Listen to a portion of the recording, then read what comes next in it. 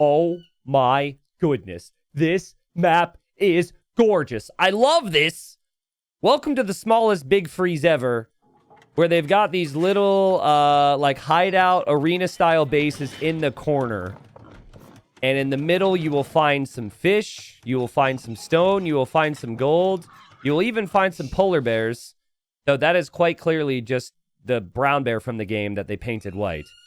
I mean, the mountains don't have any gameplay effect, but it does look really cool to see them come off the edge like this. And in this small map series, I have found that the cutest maps, the coolest maps have always been the maps where they start with walls.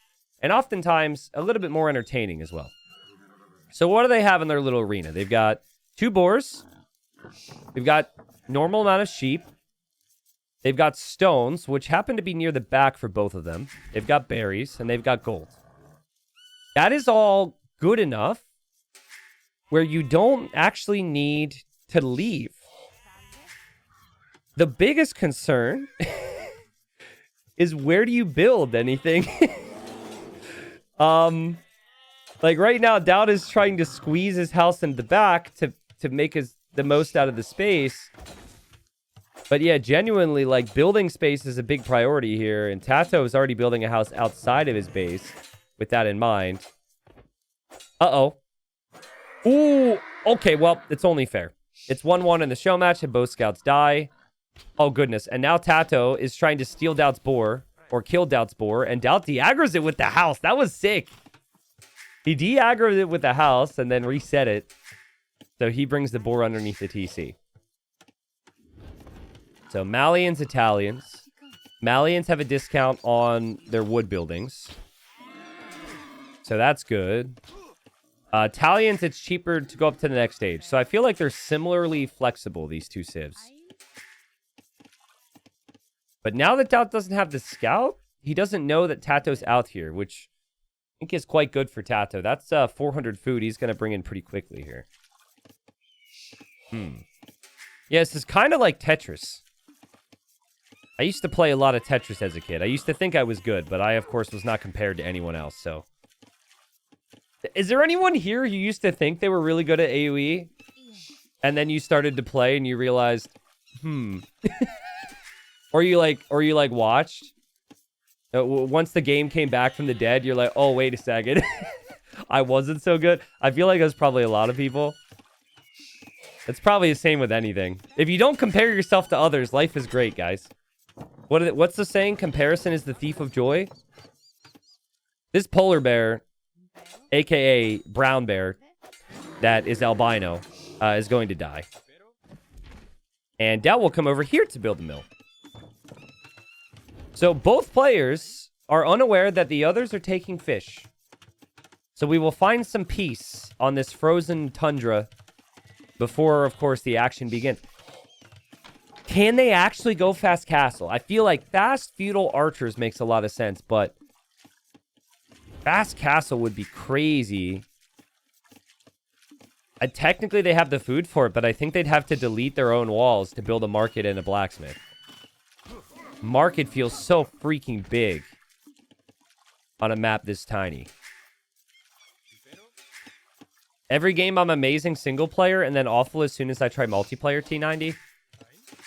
Well, I mean, every game also has people who know life the game and get really good, so not that I'm judging people for that. I get it because I am that person with Age of Empires 2, but you're always going to find people who prioritize that game, and if you're mixing up with other games, obviously you might struggle a little bit.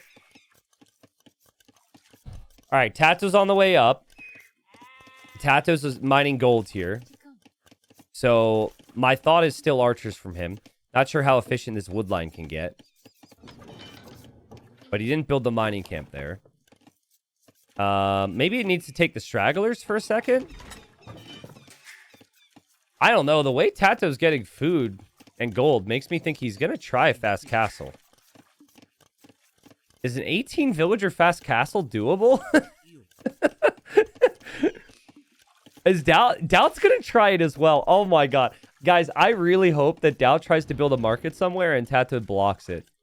Or the other way around. This is crazy, dude.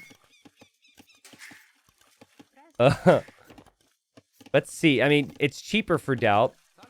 Cheaper to feudal and cheaper to castle. So that savings is really nice.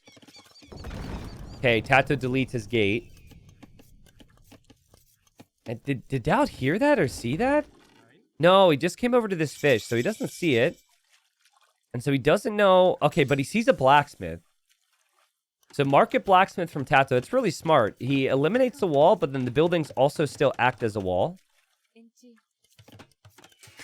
mean, Tato can probably sell his stone and use the market a bit to get up. But then what? We have another problem. You go to Castle Age to unlock other buildings. It's the same situation. What buildings can you fit?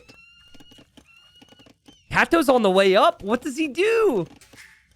Like, Castle would be extremely strong. But that's a lot of stone you need to mine. I don't think that's realistic. He would only have like 300 by the time he made it to the next stage.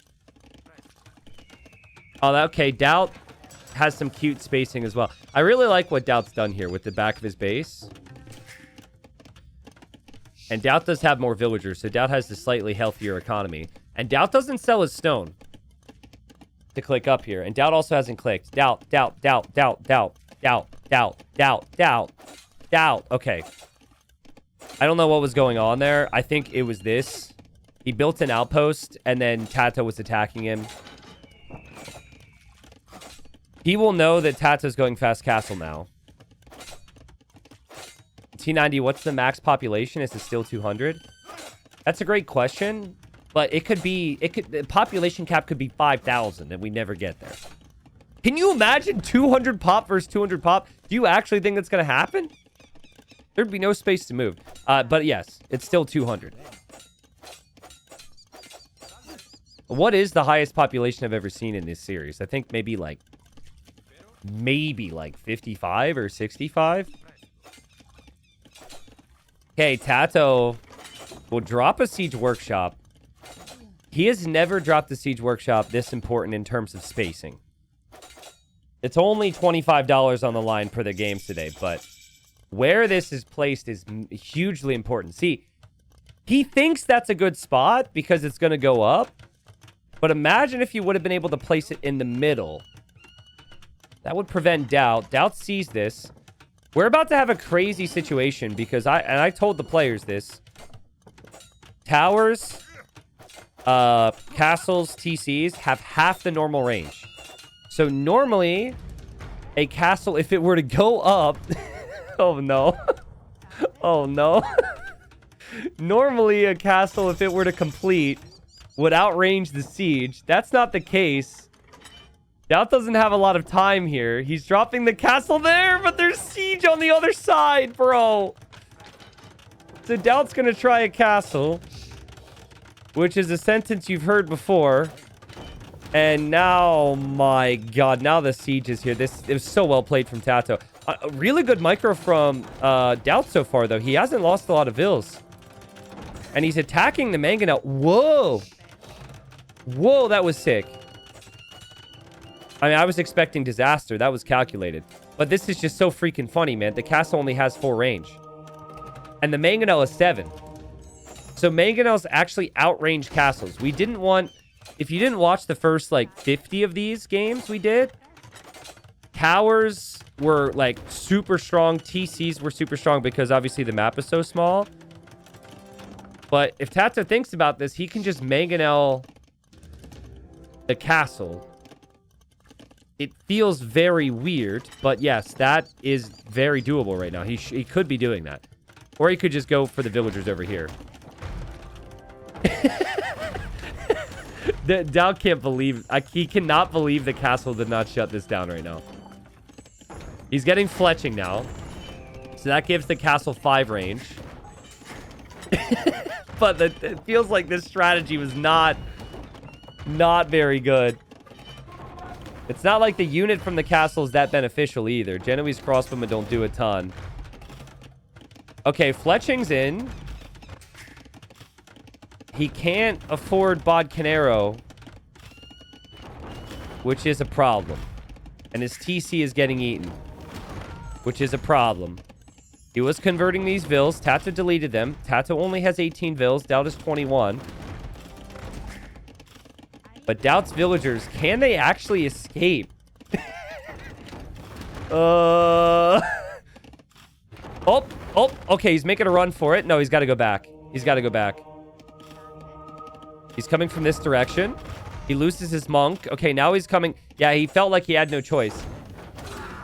TatoH kills his own monk. TatoH is all in. So if he somehow loses his mangonels, this will obviously be very bad for him. Oh, TatoH with the quick wall. That was a sick quick wall, and the mangonels get saved. Doubt's at 12 villagers. TatoH is at 19. All comes down to if Doubt can somehow, I don't know, get conversions. He does have 3 relics. If he could find safe gold income, so maybe move over here to this gold and just go straight monks, it could be good, but he needs to run now. Might be too late. I think he's got to get out of here. Monks are insane in low eco scenarios, and the monks have 9 range. If he can just get redemption, we have a very interesting situation on our hands. Remember, TatoH could be taking down the castle, but he's trying to kill the villagers, and rightly so. Doubt needs to probably sell that stone just to get more gold. Does have a lumber camp for now, so he does have wood income. Doubt does not have the resources for Sanctity right now. With Sanctity, your villagers can get one shot. Or, sorry, your monk can get hit and is no longer one shot by a mangonel. But you also need redemption. Doubt's about to lose this market. Maybe he's saving the stone so he can make another town center. I guess that makes sense, because, like, town centers are nice. Atonement now from TatoH. So he knows that Doubt's going to be going monks, and he wants to convert that monk. Italians also get atonement, but Doubt needs the gold for that. He does have gold here. Oh boy, we got rams. Rams make things complicated. There's an argument that rams are needed because you have the mangonels, but of course there's going to be the monks for that. Really crazy. Doubt's inside of that castle with everything he's got. It's all about his monks right now. Big conversion could be huge. In and out of the castle with the vills. TatoH's kind of weakening his own rams here. Castle's halfway down. There's the monk. TatoH should be aware. TatoH has atonement. Doubt will realize atonement's in. He garrisons. Doubt does have some stone left to repair now. He can't get atonement. He needs to take the siege. Can he take the siege? Nope. He's in and out still. Oh, God. He's really hoping to distract TatoH so he can convert the mangonels. But TatoH's ready. The villagers are there, too. One mangonel gets converted. And the mangonel can kill TatoH's monks. TatoH has no monks. Actually, no, he does have a monk. He doesn't have a monk. Mangonel gets killed off. Another mangonel gets killed off. And remember, Doubt has 4 relics, so that is gold income. He also has all his villagers here on gold income. If Doubt can convert the siege right now, he can win this game. TatoH has another monk on the way, but he has no monks right now. TatoH might need to delete this mangonel, guys. Oh, the ram gets converted. Let's go. Okay. Doubt says, I'll take that. I'm not sure if that was worth it, but at least he got a conversion. Okay, there's no rams anymore. TatoH deleting his gate. Siege Workshop is slowly going down here too, which will be an issue for TatoH. Doubt's still no Sanctity as well. Oh, man, this is crazy. It's so cramped, dude. It's so cramped. You leave your house and you're surrounded by people. This is the worst. Move, move, move. Doubt, Doubt, Doubt. Doubt loses the monk. And that monk can convert from underneath Doubt's castle. There are no murder holes. Okay, if it moves away, though, it'll die, and it does. Uh-oh, Mangonel hops out. Doubt goes right into it. Doubt now up against 3 Mangonels. Might be 2 in a second. Oh, Doubt is losing so many monks. And he calls the GG. Damn. I know that the Vill count and the resources collected tells you that this was a big lead for TatoH. But honestly, that was really close there. With a couple more conversions from Doubt, or if Doubt just had a little bit more time to get Atonement and Sanctity, he's converting everything there. Double Monastery would take care of everything. But the fact that Mangonels were still one-shotting the monks, and he never really had the time or gold to get Atonement, was kind of the key. So that's the smallest big freeze ever. Now, I did tell the players ahead of time that the castles and the TCs and the towers have half the range. Doubt probably shouldn't have gone for the castle with that in mind. It didn't lock down the map like a normal castle would. However, we still salute Doubt for doing it because now we got a feel for it, and it turned into a really unique game. And there's a couple people, they're saying, this is so dumb. Exactly. That's the whole point. That's why we like it. That's why we like it. Because it's not normal AoE, and it's, yeah, just ridiculous. So, well played from TatoH. Great engagements. Crazy castle times there, guys. Crazy. 12:30 for TatoH. 13:31 for Doubt.